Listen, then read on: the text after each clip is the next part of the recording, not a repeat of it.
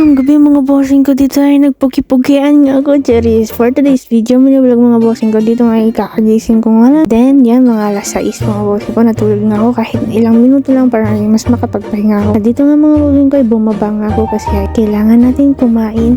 Then, magluluto tayo dito ng kung anong makikita natin mga bossing ko. Kasi di pa nga nag-dinner ang taong ini. At syempre ang nakikita ko dyan, yan lang naman. Yung pansit canton na yan. Mag-iisa na nga lang talagang para sa akin yan, pero siya ay hindi para sa akin, Cheris, hindi ganun.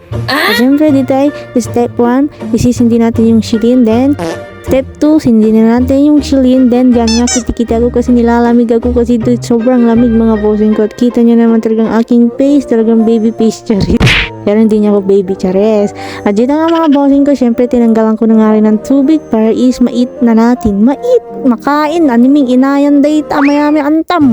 At dyan nga mga bossing ko, nilagay ko na nga dyan sa plato kong yan kasi kikiwar-kiwarin na natin yan. Then step 2, syempre kikiwarin natin. Then syempre i-eat na natin yan. Diba naimas data ang gano at may bao mininang ng yung kulay, kulay red.